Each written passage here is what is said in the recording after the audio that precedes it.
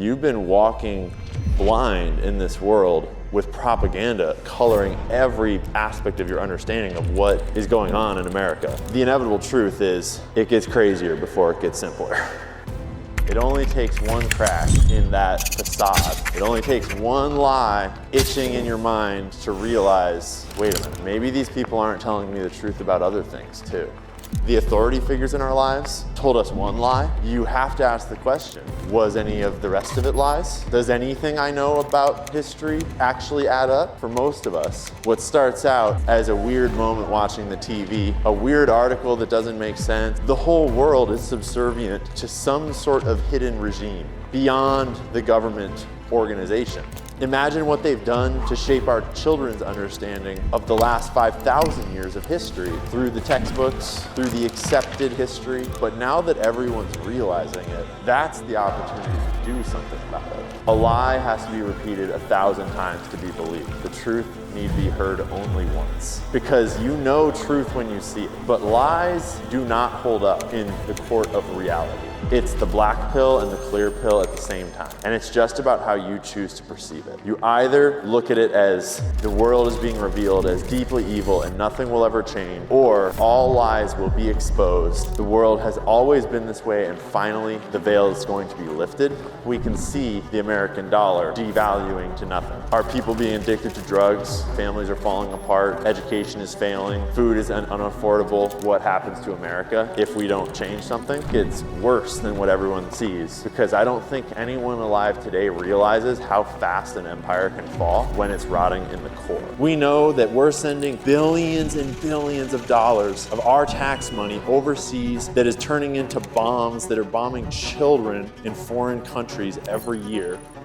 No one's receiving an education about the problems, and no one's calling anyone to account for it. Like, really, what the fuck is going on? And the only people being enriched by this system are the most wealthy, powerful, corrupt people on the planet. So my only question for you is, how the fuck did we get here? The press exists to defend regular people, regular freedoms, and to root out and expose corruption. But that is not the world we live in today. Fewer and fewer of them are journalists every year, and more of them are propaganda artists.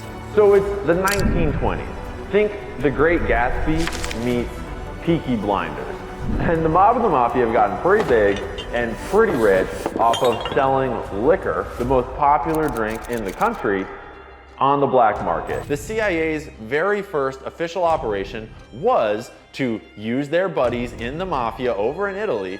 If you have a government of thousands and thousands of men doing things with a lot of power involved in their various jobs, some of those men are going to be bad dudes, inevitably want to abuse their power. No one is saying it's the whole government. It only takes a few bad apples in the bunch trying to abuse their power to start doing something really dark. The mob and the mafia learned how powerful sexual blackmail is, and they started to use it on all sorts of law enforcement officers, and they started to create a network of essentially spies that sought blackmail over law enforcement. That could be, first it's a bribe because this guy needs money. Then he takes the bribe and he does a favor for you. But then once he's done the favor, that's a second piece of blackmail. So the same technique can be used on a local law enforcement officer, a local sheriff, a deputy, all the way up the chain to the very director of the FBI. They started to hone that craft over the next 100 years until now we have exposed that Jeffrey Epstein was running a global pedophile trafficking ring that was being used to blackmail the most powerful people in the world. And the further they went in, the more impossible it would ever be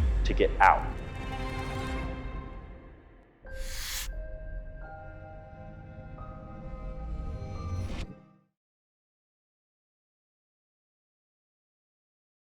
What if I told you that Iran stole nuclear technology from the USA and has a secret nuclear weapons arsenal that they use to blackmail all the countries around the world into doing exactly what they want? And they have a global child trafficking ring that they use to blackmail the world's most powerful billionaires, politicians, and celebrities. And they have the entire US government on the payroll, bribed to do exactly what they want year after year. Psych! That's Israel, not Iran. And if it sounds crazy, it is. But how did we get here?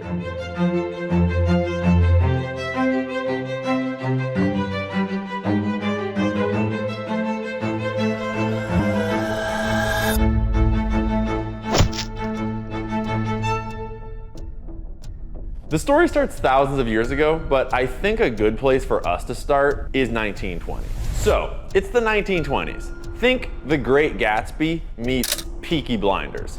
Both of those are set in the 1920s. Organized crime grew up around the immigration culture of the early 1900s in the USA, and everyone was flooding in from Europe for a better life, arriving on the shores of America, famously overflowing the shores of Ellis Island, and packing into cities like New York City and Chicago. And they quickly realized that the America that they'd arrived in was not exactly the America that they'd been sold.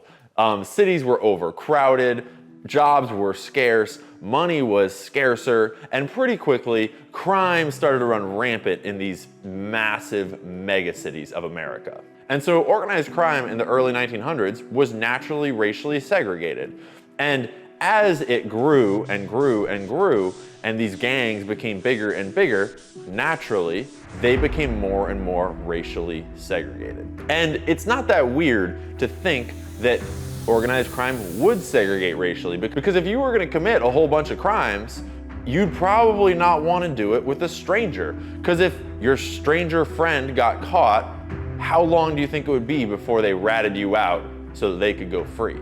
The name of the game in organized crime is loyalty. And naturally, blood is the strongest loyalty you can find. And so as organized crime became a business, blood relationships, family relationships, racial relationships became the ties that bound organized crime together. And by the time the US government had the great idea to outlaw liquor, the most popular drink in the country, organized crime was already off to a great start. And this turned what were street gangs into an organized criminal cartel, the size and scope of which the world had never seen. Suddenly, small Italian gangs became the Italian mafia, the Cosa Nostra, and small Jewish street gangs became the Jewish mob. So it's the 1920s. Think The Great Gatsby meets Peaky Blinders. And the mob and the mafia have gotten pretty big and pretty rich off of selling liquor, the most popular drink in the country, on the black market, because someone had the great idea to outlaw it. And that was what allowed small criminal gangs filled with immigrants to become international crime syndicates that ran the entire country. Eventually, the mob and the mafia got so big that they realized they'd do a lot better if they just worked together. And famously, Meyer Lansky, along with some of his friends like Lucky Luciano, had a big meeting and formed what was called the National Crime Syndicate, or, I shit you not, Murder Inc. They called their mafia mob group Murder Inc. And what Murder Inc. was, is it was an alliance of all the biggest mafia families on the East Coast and all of the mob families. And by now they had started to spread all across the country, and all of this dirty liquor money started to fund things like Las Vegas, like a music industry to help them launder all of that money, like the movie industry to help them launder all of that money, like a bunch of political bribes and donations and other side projects. One of the most important side projects that Murder Inc. took on was blackmailing the director of the FBI. You know, the FBI that should be in charge of putting Murder Inc. in jail. It was run by J. Edgar Hoover, one of the most famous pieces of shit in American history. And J. Edgar Hoover ran the FBI before they were even called the FBI. And in total, he was at the head of that ship for almost 50 years. And for the vast majority of that time, he was being blackmailed by the very people that he was supposed to be putting in jail. Somehow or other, the boss of Murder Inc. got photos of J. Edgar Hoover, shall we say, doing extracurricular activity with his male aide. This is back in a time when homosexuality was super frowned upon. And actually, our boy J. Edgar Hoover was a big part of promoting the fear of gay people in politics and in the agencies, because the communists would blackmail them. That fear, the Lavender Scare, ramped up significantly in the Cold War. It's not entirely clear how these mob bosses first got these compromising photos of the director of the FBI, have questions. But once they had them, they proceeded to run rampant across the entire country. And once J. Edgar Hoover was blackmailed, he decided, let's have some fun, let's live a little. And so they started throwing these parties at this place called the Plaza Hotel, where they decked out this whole suite with cameras secretly. And then they would throw giant gay cross-dressing orgies with a bunch of the most famous politicians and celebrities and mobsters just mingling, having a great time. Think a rave, but it's 1920, and J. Edgar Hoover is filming you doing gay shit, or whatever other kind of stuff you're into. Who knows? This was the birth of modern video-based sexual blackmail, which we're gonna see again and again in this story. And it's worth pausing to think just how powerful this is, because we all know that men run the world. And we all know that men are great, but they like to stick their dicks in things without necessarily thinking about it. And if you think about it first and then you film it, sometimes you can catch them doing some dumb shit. And when you do, generally they would rather work with you than have the whole world know what they did last Saturday night. And they found out that this worked really well. It turns out that once you have blackmail on the boss of the FBI, you don't really have to worry about the FBI. I wonder who else you could get blackmail on. Politicians, regulators, the sky's the limit. And the mob and the mafia proceeded to get blackmail on everyone they could. But it wasn't just them. So J. Edgar Hoover also realized how powerful sexual blackmail was, and he proceeded to collect the world's most extensive library of sexual blackmail material ever formed. Until Epstein came on the scene, but we'll get there in a minute. So there's an important thing to talk about here during this Prohibition era, when organized crime is all over the place with no cop on the beat. They made a lot of money. Like, so much money, they did not know what to do with it. And so naturally, they founded Las Vegas, and they filled it with casinos. And in those casinos, they laundered their money for days. They sold drugs, they sold prostitutes, they took everyone else's money at the poker tables, and whole industries sprang up around this mob, mafia money that they were getting from illegal liquor sales during Prohibition. And once Prohibition ended, all of those networks of money laundering and trafficking and movement of illegal goods, they all needed something to do. And so they started doing what they had been doing with liquor, but with drugs and weapons and children. So eventually, the US government realized, that's a fucking horrible idea. Everyone is drinking anyways. Let's just stop giving organized crime all of the liquor money and go back to life the way it was. And unfortunately, there's no take-backsies. And so now we have this whole nation full of criminals running around rampant, and the cop on the beat is blackmailed. And now it's the mid-1930s, and there's this whole thing going on over in Europe that is looking pretty spicy. And by the time World War II breaks out, America's got all kinds of problems of its own, and they want nothing to do with that thing over there. That didn't turn out so hot for them. So by the time World War II breaks out, the mafia and the mob, this collective Murder Inc., are extremely powerful, and they've got their tentacles of influence all over America. And during World War II, the US government runs into a problem. They're trying to turn this gigantic boat, like think Titanic, but 2.0, bigger and better. They're trying to turn this giant boat into a troop transport in the harbor in New York City. And then suddenly it catches fire, capsizes, sinks right there in the bay. Millions of dollars gone, just sinking in the ocean. And more importantly, they're worried that the Germans have just sabotaged a massive boat right there in New York City, and the eastern seaboard is not secure. The US government, understandably, kind of freaks out, and they realize that they actually have no control over their ports because the mob has control over the ports, because the mob is deeply involved in all of the labor unions at this time, and the mob is the one that's deeply involved in all of the regular people's lives at this time, and all the dock workers are in the mafia or the mob, which is all the same thing at this point. So the US government does the logical thing in the middle of World War II, and in order to secure all of their ports and take back control from the mob and the mafia and keep the Germans out, they go to the mob and say, hey guys, do you want to take control over all of our ports? Just promise you'll keep them safe.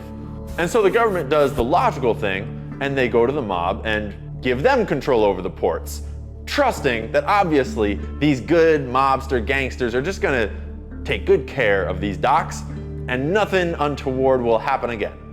No Germans, no nothing, no problem. There's kind of a rabbit hole where like the mob probably blew that boat up in the first place. Who knows why, but what wound up happening is the mob now was given full control over the entire eastern seaboard of the United States so that they could protect us from Germany. And in case you don't run an international smuggling and crime syndicate, let's just say that having all of the ports is pretty useful when you want to smuggle things in and out of America. And so they did. World War II had not even ended when all of the Jewish mobsters started sending weapons to all of their buddies over in this new little country called Israel. Well, I guess back then it was called Palestine, but we don't need to argue about that. And so before World War II had even ended, the mob started using those ports to smuggle. And you might think smuggling drugs into the United States, but actually, one thing that they did a lot of was smuggling guns out of the United States, because the world's Jewish population was busy doing this little project over in this place called Palestine that they'd been working on for a little while. Ever since our boy Rothschild got written this letter that gave him this country, which is so crazy, they had been busy building a country over there in Palestine by moving as many Jewish people as they could into what was at the time a British colony. And by the time World War II rolled around, they had a whole bunch of their buddies all living there in Palestine, and violence was starting to escalate a little bit. And oh boy, did the US have some extra guns that the mob was liberating. I don't know if you've never received a country by mail, but let me tell you, you gotta be pretty rich to be given a country with a letter. As far as I'm aware, that's only ever happened in human history one time. And if that doesn't tell you a lot about the Rothschild family, I don't know what will. But we will revisit the Rothschild family several times in this story because they have a tendency to fund Israel's side projects. More on that later. So anyways, during World War II, the Zionists over in Palestine that are in the process of forming Israel are in negotiations with the mob in order to get weapons from the USA. And as the war winds down, the flow of weapons only increases because suddenly the USA has all these guns and bombs and munitions that they no longer know what to do with. And fortunately, the Jewish mob knows exactly what to do with them. They're sending them to Palestine. And particularly, they're sending them to 3 Zionist paramilitary groups, which formed what the Israeli movement at the time was. And so at the time, there was no Israeli government and there was no IDF. There was just a loose association of Zionists all fighting to establish their own country called Israel. And there were 3 primary paramilitary organizations: Irgun, Lehi, and Haganah. And let's be clear, all 3 of them were in the business of bombing civilians to get them to leave. But Haganah was a little more mellow about it and did not get the official name terrorist organization in the way that Lehi and Irgun did. And Lehi and Irgun were called terrorist organizations by the entire international community as well as the future government of Israel because that's what they did. They bombed civilians in hotels, in marketplaces, anywhere they could find them in order to make life as unhospitable as possible in order to convince them to leave. And during World War II, they had a moral dilemma because there's this war going on all across Europe that is displacing Jewish people specifically. And the whole point of Zionism is we want those Jewish people here. And so the Irgun and Lehi groups had a little disagreement. Who should we back in this war? Should we side with the guys that are putting the Jews into camps and killing them and kicking them out of their country? Or should we side with the allies on the side of justice and peace and democracy? And naturally, half of the Jews in Israel decided, you know, those Nazis are kicking out a lot of Jews, and that's super helpful. I really think we should partner with them in order to get all of those Jews, the ones that they aren't killing in those camps, and get them to come on over here to Israel. Yeah, that did not age well, but half of them really thought that was the move. And I shit you not, the Lehi group was pro-fascist Italy and pro-Nazi Germany, and in active talks with the leaders of Nazi Germany and fascist Italy to hopefully bring as many Jews as possible into Israel. And they did for a little while before the war got a little crazy and Lehi realized maybe that is not the best move. But fortunately, the guys that were in charge of Lehi group that had all of those great ideas, they were good Israelis that would go on to lead the country of Israel in the future. We'll get back to them in just a minute.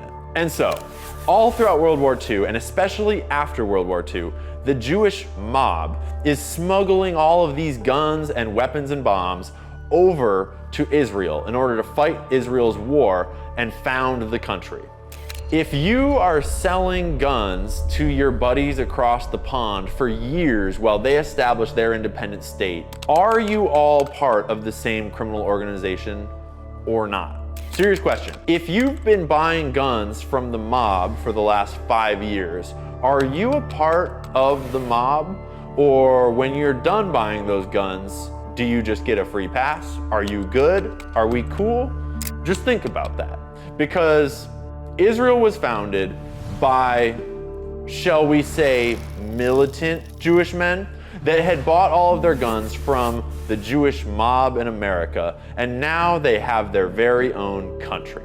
This country was funded by the Rothschilds and other wealthy Jewish financiers around the world, because if you didn't realize, creating a country is pretty expensive, and they were armed by the international Jewish crime syndicates in America, because founding a country where there's already people tends to be a little violent. So, the fighting in Israel is done. The new government of Israel is looking at these paramilitary organizations that just founded their country for them, and they need to reconcile the fact that the entire world community is calling them terrorists, because they've just spent the last 5 years bombing civilians and basically using whatever means necessary in order to found Israel. So Israel turned around and realized, like, yeah, that's fair. Y'all are terrorist organizations and you've got to disband. But don't worry, I got a job for you all in my new organization called the IDF, the Israeli Defense Force. And it is not a secret. You can go straight to the IDF Wikipedia page and it will tell you the IDF was formed by absorbing all 3 of those paramilitary organizations that they had just labeled as terrorist organizations. All of the leaders and generals of those terrorist organizations went on to be the future leaders of Israel. Prime ministers, presidents, members of the Likud party, which formed directly out of the Irgun. Everything that would become the politics and policy of Israel was founded in these 3 paramilitary organizations, and the people that made their names and careers killing Palestinians in those terrorist organizations, the country is only like 70 years old. So keep that in mind as we go through this story. So World War II has just ended. Israel has been formed. They have the IDF, and then they found what's called Mossad, the CIA, for Israel. And at this time, after World War II, a lot of intelligence agencies were springing up around the world, because after the detonation of the nuclear bombs over Japan and the USSR, the Cold War was not just a thing that started and ended. It was not a conflict between the US. So keep that in mind. Revolution in how wars are fought in the first place. Because once nuclear weapons were invented, no longer does the actual war take place on the battlefield. Now war takes place on the information field. And this coincided with a lot of technological advancements that made it so that it's not even very useful to fight wars on battlefields anymore, other than to get rid of all of the pores and make a lot of money for your rich friends. But the real war, the wars that overthrow countries, the wars that determine the global order, they're fought on financial markets, in information spaces, and in the halls of politics. And everyone was starting to realize that guns no longer win wars, intelligence wins wars. And so in the US, the CIA was founded. In Israel, Mossad was founded. And all around the world, different countries were strengthening their intelligence capabilities. And this became the real story of the Cold War, the war between the Western intelligence agencies and the Soviet intelligence agencies. And you could write a whole book about the history of intelligence agencies. We're not gonna. But there's one really important aspect to intelligence agencies like the CIA that we should touch on. The whole point of an intelligence agency is a phrase called plausible deniability. And it's pretty obvious. If you wanted to overthrow the government of Guatemala, you could just send the military, right? The most important part about intelligence agencies is this phrase called plausible deniability. It's the whole reason intelligence agencies exist. Because imagine that you want to overthrow the government of Italy. You don't like them. You want your buddy in charge. And you could just send the military. But there's one problem with the US military, and it's called the Constitution.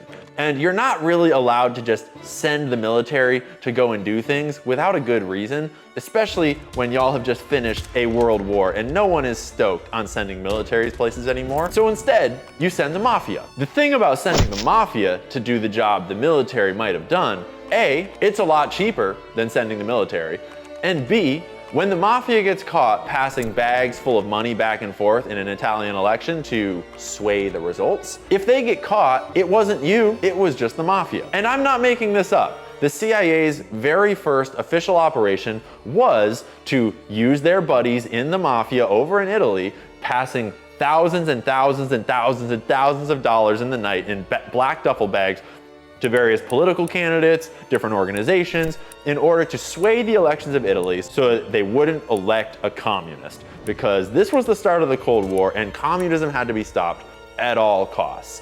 And so during the Cold War, the CIA and other intel agencies around the world realized that it was really useful to work with organized crime to do the things that you don't want to get caught doing. Because if organized crime got caught doing it, it was just criminals doing crime shit. And this became the modus operandi for all intelligence agencies all around the world. You don't need the CIA if you're only gonna do legal things. You can just send the military to do that. You can send your regular government organizations to do that. The whole point of an intelligence agency is to do things that are kind of illegal and to just not talk about them. And we all know this is true. We all know this is the point of the CIA, but no one really processes what that means. And what that means when you read the history of the CIA is the CIA working with the mob and the mafia. And there's already precedent for this because during World War II, the US government had already found out just how convenient it is to let the mob run your docks and your import and export businesses. And remember, during World War II, we had already given the mob complete control over the ports in America. So why not keep working with them since it's going so well so far? Speaking of those ports that the mob controlled, they were using them. And now that they were done smuggling their guns over to Israel to help found the whole thing, they had their sights set on a new idea. Nukes. Because after World War II and the nuclear explosions in Japan, everyone looked at that and was like, damn, those are cool, I want some. And Israel was no exception. Because if you think about yourself, if you were this young, new Jewish state and everyone in the world wanted to destroy you and you're surrounded by these evil Arabs that hate you now that you've moved into the neighborhood, I can think of no better way for you to get comfortable and not worry than to have a couple nukes. And so during the 50s and 60s, Israel stole nuclear material and nuclear technology from America through a company called NUMEC. It became known as the Apollo Affair. And by the time people in the American government realized that there was a whole bunch of nuclear material missing from the records of this company called NUMEC, and they went to investigate and found a whole bunch of Jewish Zionists running this company, and like, I don't know. Weird. It's all gone. suspicious. And the trail led pretty obviously to Israel. And that was no secret at the time, and it is definitely no secret now. And by the time John F. Kennedy came into office, Israel had already done a deal with the French to help fund this whole nuclear facility hiding out in the Negev desert. The Rothschilds had played a major role in financing that whole project, because in case you don't have a nuclear arsenal, let me tell you, it's not cheap to make one, and you need some pretty rich friends to help you do it.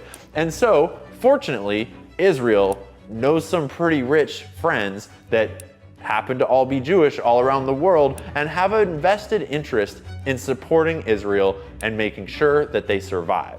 And that's fine, that's understandable. If my buddies had a country going on over there, I'd be hyped for them too. And I'd probably do what I could within my humble means to help pay for their nuclear facilities as well, because that's pretty fucking cool, let's be real. So Kennedy gets more and more, shall we say, nosy about these nuclear test facilities and is pushing for inspections and is really just getting in Israel's grill. And he's pushing not just for inspections of their nuclear facility, but to shut the nuclear programs down before Israel gets nukes.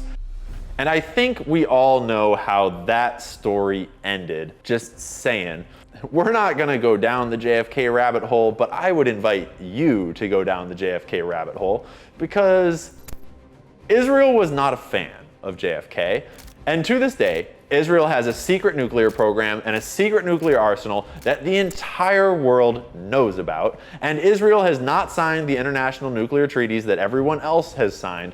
It sounds absolutely insane, because it is, but essentially the Samson option is Israel's kind of looming threat that if we ever get into a war and we're losing, we'll throw a fucking tantrum and nuke everyone, because the Samson option is not just a declaration that we will be unafraid to use nukes against our enemies, but if our allies let us start to lose any of our wars, we're gonna nuke them too. Because y'all pieces of shit should have had our backs when we were down, and if you don't, fuck you, we're bombing everybody. I'm kind of I'm kind of embellishing, but that is actually what the Samson option talks about, and you should look it up for yourself, because it's fucking psycho. And I cannot think of anything that is more toddler than, if I don't get my way, I'm gonna fucking nuke everyone, so you better help me. So Israel's been fighting with the local Arab nations ever since they were founded, but in 1982, something really important changed. And that was that reporters finally captured on video what was really going on. And images and videos of civilians in refugee camps being killed by Israeli offensive forces started to completely change the public perception of Israel around the world. And for the first time, Israel realized that bombing civilians in a refugee camp is not a great look. And it's a pretty effective way to get rid of the people whose homes you would like to repurchase. And although it's a reasonably effective way to decrease the number of Arabs and increase the number of Jews in Israel, it's not the best way to win international support for your cause. And so in the 1980s, following the Sabra and Shatila massacres, Israel founded what was known as Hasbara, which is a word in Hebrew that means to explain. As in, let me explain to you why it's all right that we bombed that refugee camp, not a big deal. Let me explain to you that our nuclear program is none of your business, and you don't really need to ask any more questions about it. Let me explain to you why it's good for you that we use your tax dollars to lobby your politicians to give us more of your tax dollars. You know, like explaining things. Hasbara is what transformed the war for territory into the war for perception. Famously quoting from one of Hasbara's first documents, "Terror, not territory." Switch the war from focusing on Israel taking land to focusing on Israel saving us from terrorism. And this is where the war turns from a military conflict to an ideological conflict, where the Cold War really comes into a new form. Israel hired several of the most famous propaganda artists from around the world at the time, and over time they have revised their strategies of Hasbara and published new documents to teach Israeli military officers, politicians, and civilians how to advocate for Israel the best.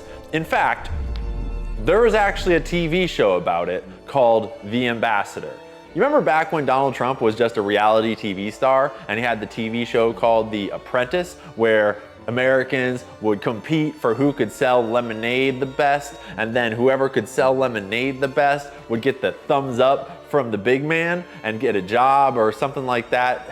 He would help them start their business or something. I forget what the show was. Anyways, think The Apprentice, but instead of selling lemonade, you're convincing people that bombing kids in refugee camps is not so bad. That is what The Ambassador is all about. And this is real. The Ambassador is a TV show that aired across Israel for many years, where Israeli civilians would compete for who could provide the best Hasbara, who could explain the Israeli situation the best. And whoever won the TV show, instead of getting funding for their next capitalistic venture, they would get a position in Israeli government explaining to the rest of the world just how great Israel is and why all that bad stuff you see on TV is really not such a big deal, and it's mostly Iranian propaganda anyway. And the fun thing about Hasbara is they publish documents about how to do it. And in those documents, there are some pretty wild quotes. Inside of the Israel Project's 2009 Global Language Dictionary, they have a specific list talking about what are the most important things to know in order to conduct Hasbara. What are the most important talking points to have a handle on if you're going to explain Israel's situation? Number 3, the wealth, power, and success of Israel actually hurts you in the eyes of the left, while the poverty and failure of the Palestinians work to their benefit. The feeling among the liberal elite is that Israel uses all of its advancements and advantages unfairly or immorally against the Palestinians. Israel is so rich and so strong that they fail to see why it is necessary for armored tanks to shoot at unarmed kids, or why Israel needs to level homes or attack villages, or most importantly, why a Palestinian state is a threat to Israel's existence. Making the argument that Israel is a small country with tiny landmass with hostile neighbors all around you won't win either the hearts or the minds of liberal Americans. They think Israel can survive. They have a whole section on how to talk to college students about Israel, because those damn college students have some pretty anti-Semitic ideas. And then one of my favorite sections, the toughest questions, as in, what are the hardest parts of Israel's whole deal to explain, and what are the best ways to explain them without getting yourself into a little bit of a pickle on national TV? They have a section for when people ask, why did Israel use disproportionate force in Gaza? And they give you several examples of how to divert that question into a different answer, because that's awkward. They have a whole section here, remember, published in 2009, Will Israel Bomb Iran? You know, let's talk about something else, shall we? Will Israel dismantle its settlements? No comment. Here's some other talking points to distract you with. If they ask you, why are you guys electing racist people to the government of Israel, in this case Lieberman as their example, how do you divert attention away from the racist people in the Israeli government? They give you several examples about how you can divert attention to the not racist people in the Israeli government, because it's kind of awkward to talk about the racist ones. And then they have a whole excerpt from the old Hamas charter that is very important to read to everybody, and a bunch of facts and figures that are very pro-Israel for you to keep in mind, so that you can help and explain the plight of Israel. And I don't mean to say that there is no plight in Israel. I don't mean to say that Israelis have, perfect lives. I don't mean to say that Hamas and other folks haven't attacked Israel. I just mean to say that if you're gonna defend Israel, why go with the truth when you could go with Hasbara? Because the fact of the matter is, the truth looks pretty fucking awkward when you say it out loud on live TV, and so we've devised an entire strategy of what works better. And I know it's all fun and jokes to talk about Hasbara and to laugh at their propaganda manual, but you need to consider what this means for the whole world and what this means for Israeli people. When you grow up in a society where Hasbara, propaganda, is celebrated on a national level, where you have competitions on TV for who can be the best propaganda artist, when your whole existence is raised into this Israel first at all costs, and you are willing to stretch the facts and propagandize your own people and the rest of the world in order to support your Israeli cause, that trains your young people to think in a very specific way. And when you celebrate Hasbara over the truth, your young people learn to think in terms of Hasbara, not the truth. And so you wind up with a world full of Israelis whose entire lives have been shaped by Hasbara, not by the truth. And to be clear, the truth is not always in favor of the Palestinians. The truth is just the truth. But when you're trying to explain what's happening in Israel and Palestine on live TV, going with the truth is not the best option for Israel. And they realized that a long time ago, and they've been doing Hasbara ever since. And it is not just a booklet that I'm reading from. It is an entire global campaign, because when you look at the way the news covers the issue, you see a very important skew towards Israel in all of American media. It's not that way in Europe. And if you've traveled in Europe, if you've spoken to Europeans about it, if you've watched European news coverage, ever since back in the 60s, all the way up until today, the coverage of the Israel-Palestine conflict abroad is very different than it is in the United States, because you can't control the news everywhere. But you can control most of the news in the United States, and they damned well do. And we don't need to get into who owns all the news companies just yet, but study after study has shown that the news coverage in the United States is slanted significantly more in Israel's favor than the news coverage in other countries around the world. One of the best ways to figure out who controls the news is to look at what the news is unwilling to talk about. And there might be no better example of what the news is unwilling to talk about than Jeffrey Epstein. And yeah, the news is totally willing to talk about the fact that Jeffrey Epstein committed suicide and Jeffrey Epstein got caught doing this thing, but the news paints a very careful picture of Jeffrey Epstein. And one thing they are very careful not to talk about is the extensive connections between Jeffrey Epstein and Israel. Jeffrey was Mossad. He worked for the government of Israel. He also worked with other governments, namely the CIA and Saudi intelligence, but he was Mossad. He was a Jewish man who was elevated to his position by all Jewish men all throughout his career. He was smuggling arms for Israel back in the 80s and trafficking kids for Israel all through the 90s and getting blackmail on British and American politicians and celebrities around the world on behalf of Israel. He was meeting with Ehud Barak over and over and over again, not just because Ehud Barak has some weird fucking tendencies, but also because Ehud Barak was his boss ever since he started working for Israel back in the 80s, smuggling arms with Adnan Khashoggi and Robert Maxwell. We know that Jeffrey Epstein was Mossad, but you will not hear the news talk about Jeffrey Epstein's association with Mossad, because that starts to bring up some pretty fucking awkward questions. And it's time to talk about those questions, because now that you have a more clear picture of how Israel was founded, how Jewish organized crime was integral to that storyline and had no reason to stop being a part of that storyline, when you look around the world today, what do you see? And does today look like a world ruled by benevolent, kind, happy leaders, or does it look like a world that's ruled by criminals? And you would think that America is the biggest country in the world. It's the richest country in the world. It's the biggest military in the world. The American empire rules the world. All of these crazy conspiracy theorists that say that Israel actually controls America, that is ridiculous, because Israel is just a tiny country in the Middle East just fighting to defend their borders and protect themselves. And you're right, Israel is a tiny country.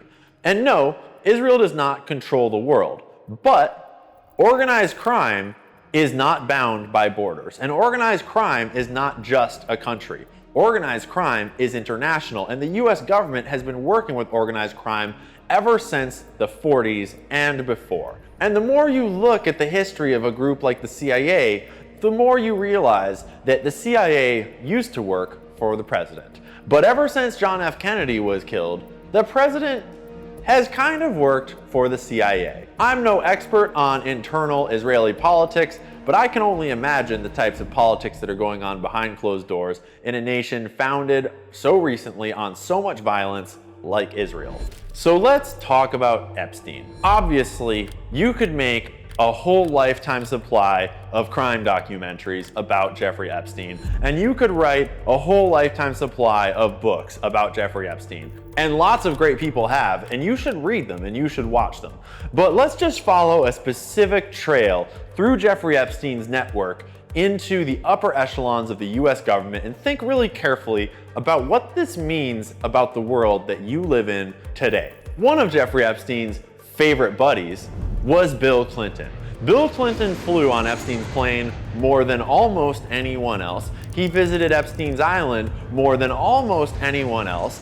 And he even invited Epstein directly into the White House on many occasions. We know quite clearly that Bill Clinton was into some pretty dark shit. Obviously, we don't know what, because obviously, how could they possibly find out? Because obviously, they didn't find anything in that raid that they did, and they don't even have the client list anyways. And how would you ever solve such a complicated crime with no evidence and a dude that just mysteriously committed suicide with no cameras? And I mean, their hands are really tied. But imagine we had evidence, and imagine what it would be. Imagine, why was Bill spending so much time with Jeffrey Epstein all through the 90s and into the 2000s until they got caught?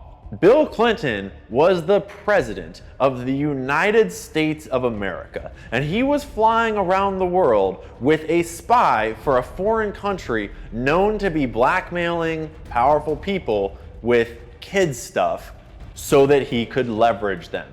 And Bill Clinton was leveraged on behalf of Israel multiple times. And then, right when Israel was going through one of its most important diplomatic transitions, and Bill Clinton was orchestrating the Oslo Accords, touchy time about the borders in Israel, about the political structures with Israel and Palestine, there's this scandal that breaks where this Jewish woman just happens to be sucking Bill off. Weird. That gets leaked to the press. I wonder who leaked that information. It's a good thing it wasn't a kid, eh, Bill? If that had been news about a kid, would have been a different story.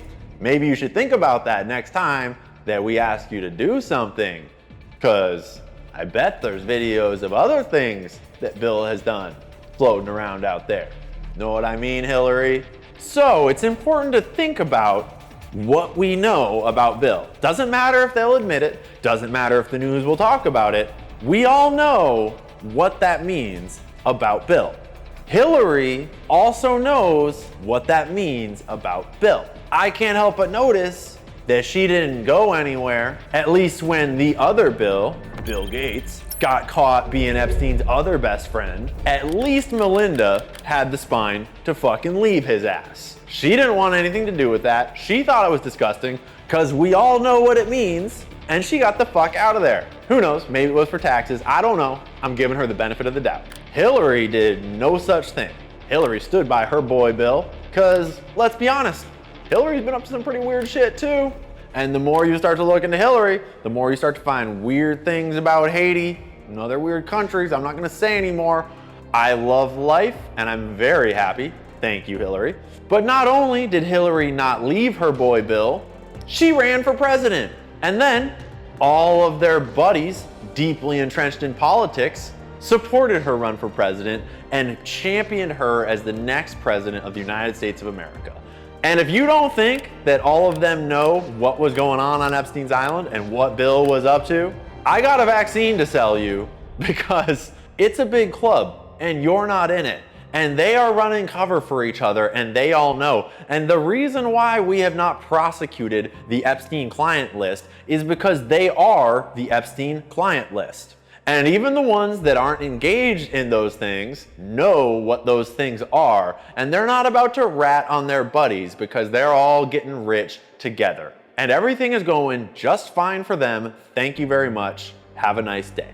So anyways, we could talk about the Clintons forever, but let's rewind and finish our story, because Bill Clinton capped off a very eventful time in the history of Israel and the history of the world. And that time was before 9/11. And ever since 9/11, you have lived in a very different world. Before 9/11, we lived in the Cold War. But we no longer had the USSR to fight against. But we no longer had a Soviet Union to make you scared of. We no longer had this boogeyman all around the world to fight proxy wars over. We no longer had an excuse for nuclear and military proliferation. And it was about time for a new one. Cue the war on terror. There might be no day in history with more conspiracy theories than September 11th, 2001. And if you have not done your own research into those conspiracy theories, I highly recommend it. JFK and 9/11 are two of the most interesting events to do your own research about, because they are two of the events in human history with the most overt lies and cover-ups ever conceived. And the number of lies to unpack around 9/11 is staggering, but the most relevant has to do with the Israeli art students and the dancing Israelis. And once again, the media will be very quick to say that those are just conspiracy theories and there's nothing to them, they've been debunked 100 times, and that's fine, maybe. All I'm saying is that you can read the FBI documents yourself about the Israelis that were clapping and cheering and high-fiving during 9/11 terror attacks for yourself, and you can read the reporting and draw your own conclusions. That they were like happy, you know, they didn't look shocked to me. You know, they didn't look shocked. I thought it was very strange. Because sure, the FBI determined that it's not suspicious that these Israelis were dancing and cheering and taking photos of the burning trade centers and talking about how great it was that now America will understand our plight and now America will hate terrorists just as much as us. Israel's had a problem for a long time with all of the Arab nations all around them. In particular, the strongest Arab nations, Iraq, Iran, Syria. And we know that Israel has had a problem with these specific nations for a long time because they've been writing about their problem with these nations for years. And Israel focus groups, like the Project for a New American Century, have been writing about how it would be really great to go to war with countries like Iraq and Syria and Iran for a long time. It is no secret that Israel has wanted war in these countries and has wanted these countries destabilized and overthrown for numerous reasons: oil, pipelines, terrorism, supremacy, whatever it is. But possibly the most important outcome of 9/11 is ideological, not territorial. After 9/11, every American was trained to see Arab people as terrorists. And the media was so effective at establishing this narrative within your mind that most Americans don't even realize how conditioned you have been to think of all Arab people as potential terrorists, and everyone else is far less likely to commit acts of terrorism. Need I remind you that until very recently, when a little Wikipedia article was changed, the world generally agreed that the first modern terrorist attack in history was the Jewish terrorist attack on the King David Hotel during the combat for the establishment of Israel. Some of the very first terrorist groups in the modern world were Jewish terrorist groups terrorizing the Arab populations in Palestine for the formation of Israel. Terrorism does not have a color or a nationality or a religion. Terrorism is when you kill civilians. Simple as that. Doesn't matter if you're a nation, doesn't matter if you're a militant group, doesn't matter if you're an individual. If you're running around killing civilians, that's terrorism. Doesn't matter if it's self-defense, doesn't matter if they look different than you, doesn't matter if they called you names.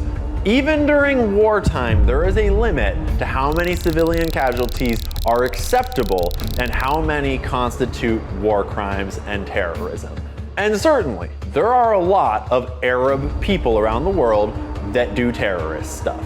But there's also a lot of people of every other color that do terrorist stuff. But by painting Arabs as the face of terrorism, Israel won a critical propaganda victory because the American mind is now trained to see Israel's enemies as their enemies.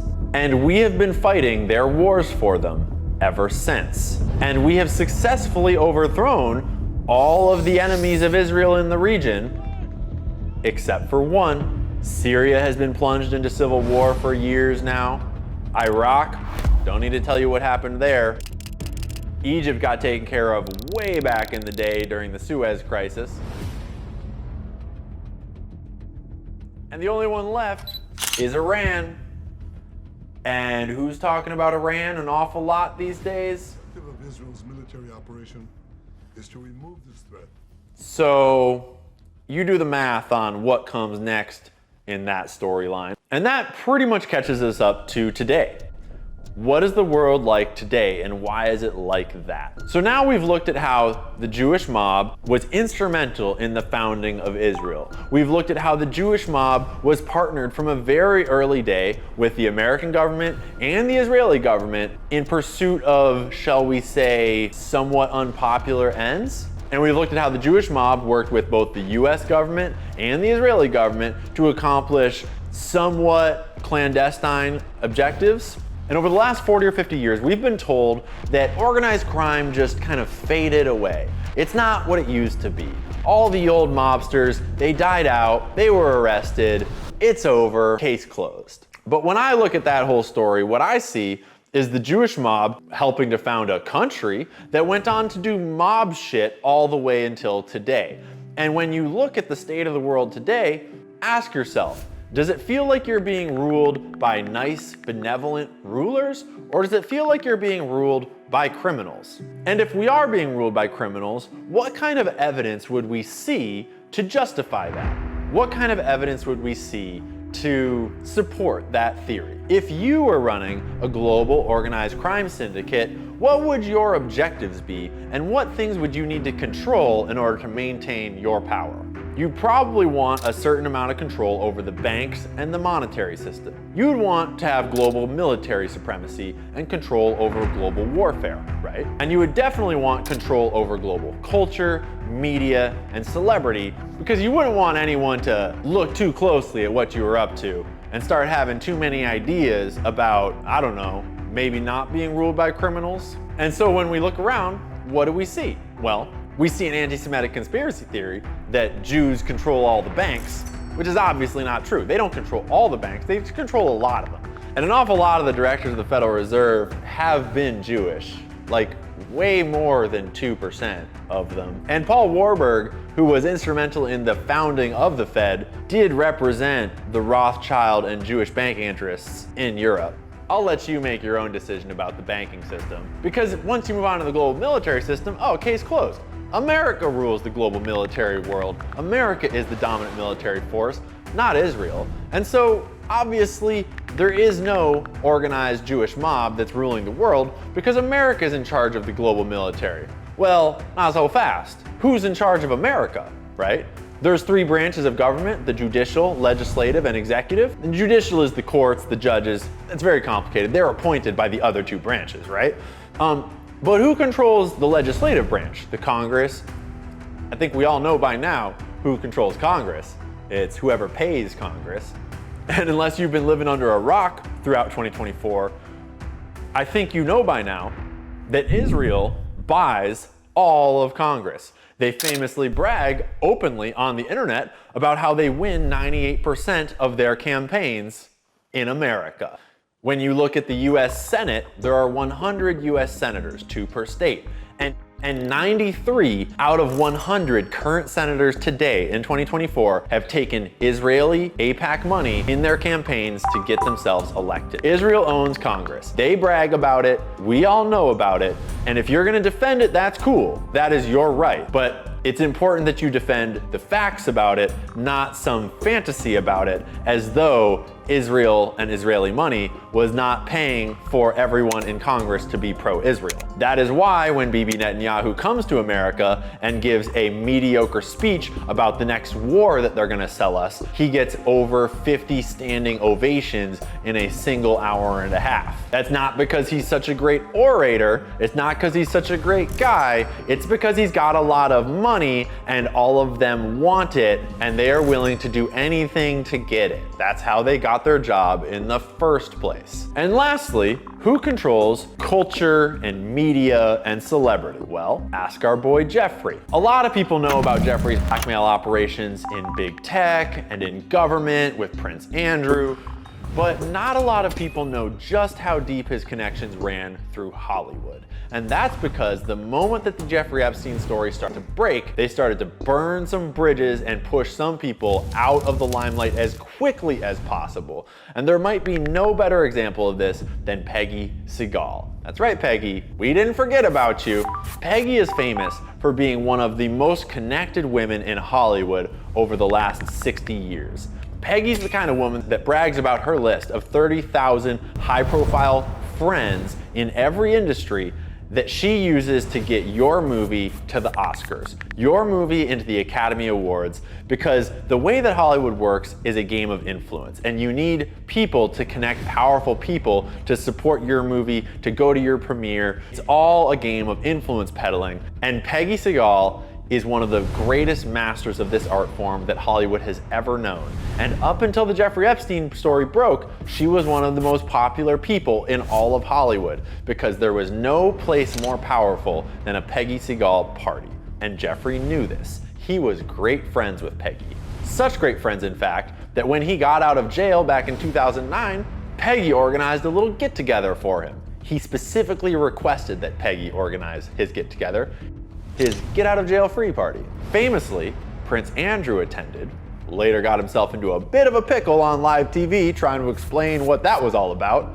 This is also where George Stephanopoulos and several other media personalities were at that party. Peggy Segal is indicative of Jeffrey Epstein's deep connections into Hollywood. His deep access not just to politicians, not just to wealthy financiers, but to all manner of celebrities and stars. But there is one group of celebrities that Epstein couldn't really vibe with, and that is rappers. And that's black people. I'm just speculating, but I can't imagine that Epstein would have blended in very well at a P. Diddy party. But fortunately, he didn't have to, because P. Diddy had his mansions all wired up with cameras and was handling that whole scene all on his own. And it's just an awfully weird coincidence that all of politics and celebrity and Hollywood is all sexually blackmailed with these secret video files that Jeffrey Epstein's been collecting. And then you turn around and look at the music industry and everyone that he might not be able to blackmail, and there's someone else doing sexual video blackmail on all of them for the last 20 years. And I know what you're saying. P. Diddy isn't Israeli, P. Diddy's not Jewish, P. Diddy has nothing to do with it. Who wired those houses up for him? Who gave him a record label? Who funded all the parties that P. Diddy was throwing? And I'm just saying, do your own research, draw your own conclusions. Nothing is certain in this crazy world. It's just kind of a weird coincidence. Running a sexual blackmail ring is not a simple task, and I just can't help but wonder who taught Diddy how to do it. And so now we come to 2024, a world where up is down and left is right and 2 + 2 = 5. Shut up, you anti-Semitic racist. We all know that the world is completely fucked right now, but what most of us don't realize is that the world is not inherently fucked. The world is being ruled by criminals. The world feels like it's ruled by criminals because it is. And those criminals have a very clear history dating straight back to the streets of New York, to Prohibition and beyond. And it's all there for you to know if you just look and do the research and draw the connections for yourself. Sure, the story is complicated and this explanation has been simplified. But when you actually look at the world you live in today and you think about who has power and what do they do with that power, why do these people make these decisions? Why is this the way it is? Why has no one prosecuted a single Epstein client? They're Occam's razor. Usually, the simplest explanation is the best. And when the whole world looks like it's being run by a criminal cabal, maybe the world is being run by a criminal cabal. And just because the news won't talk about Epstein doesn't mean that Epstein wasn't important. And just because Epstein accidentally died in prison doesn't mean that his job is still vacant. Those networks are very active in the world today. And until we see mass arrests of all of the clients of those networks, and we see children rescued from those networks, and we see a major restructuring of the systems that supported those networks and allowed for them to operate in the highest offices of government, of celebrity, of media, they're not going anywhere. They are still very much active today.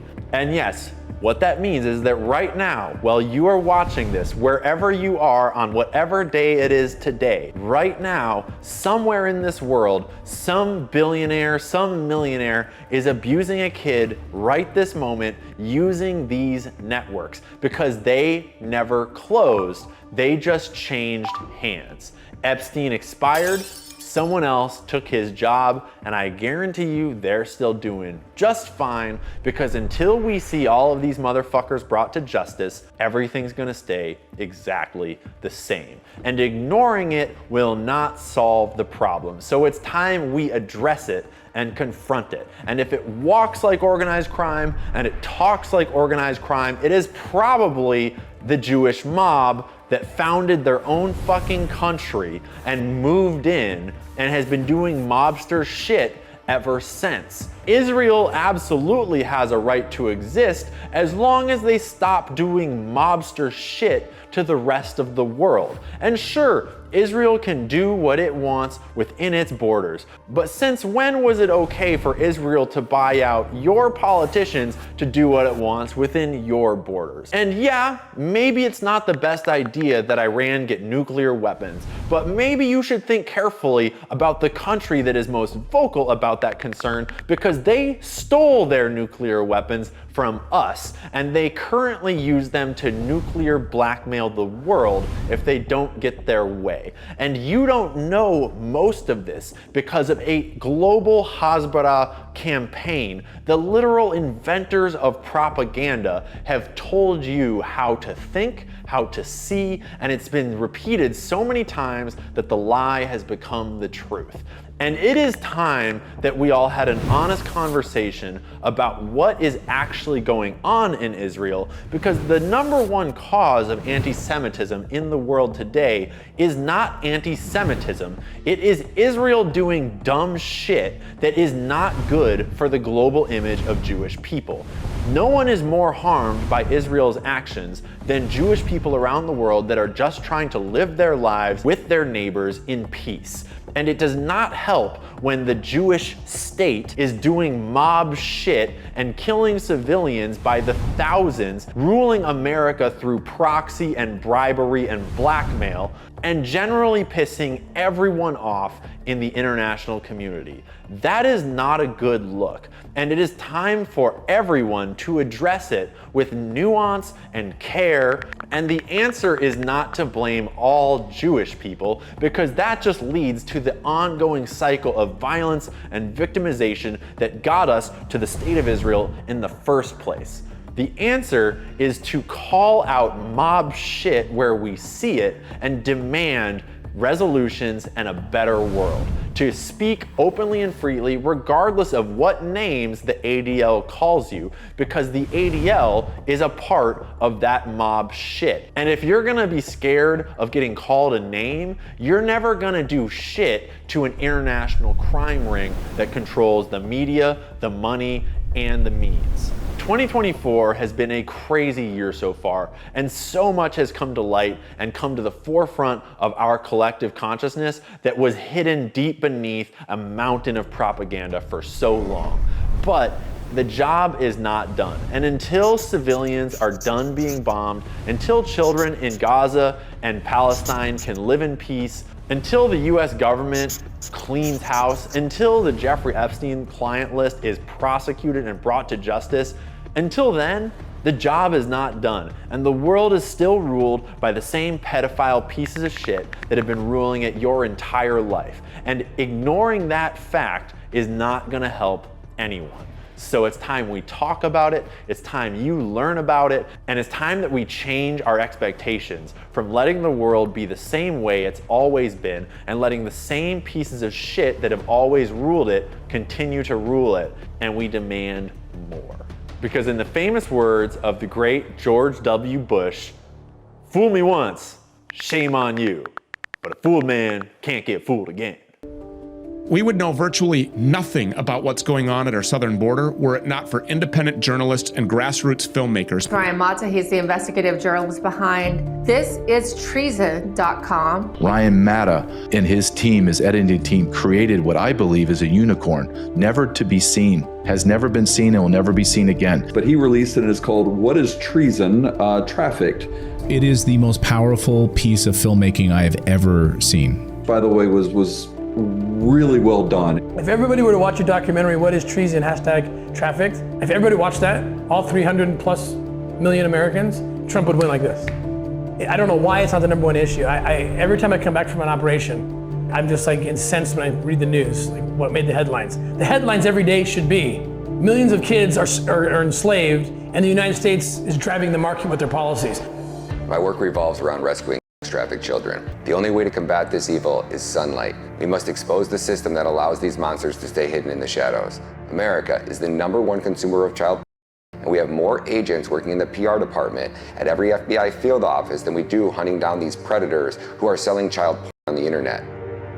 I wonder why America is the #1 consumer of child porn.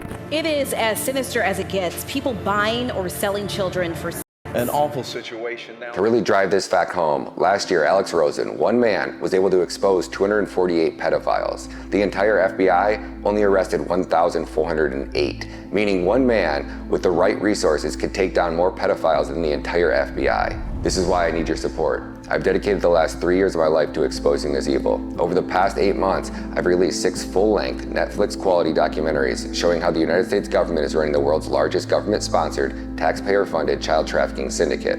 I cashed out $100,000 of my 401k to undertake this mission, turning me into the most censored filmmaker in America. I am permanently banned on LinkedIn, demonetized on 3 YouTube channels, had 3 Instagram accounts deleted, lost 2 Twitter accounts, and I'm on my 12th TikTok account. The censorship industrial complex has cut off every source of funding that I could use to generate income. I placed my first film behind a paywall. We made over $125,000 in sales, but the film didn't reach the masses. I need to give these films away for free to wake up the masses and save these children. It was God who sent me on this mission. Now I'm asking you for help to continue God's mission. Please visit givesendgo.com/Ryan Matta Films and support this cause. For $100,000, we can continue to operate for an entire year producing 4 more documentaries. For $1 million, my voice would become so loud that I could force this administration to undertake radical reform and bring home over 50% of the kidnapped children in America. We know that there was upwards to over 300,000 children that were lost. During the Biden administration, HHS became a collaborator in child trafficking and for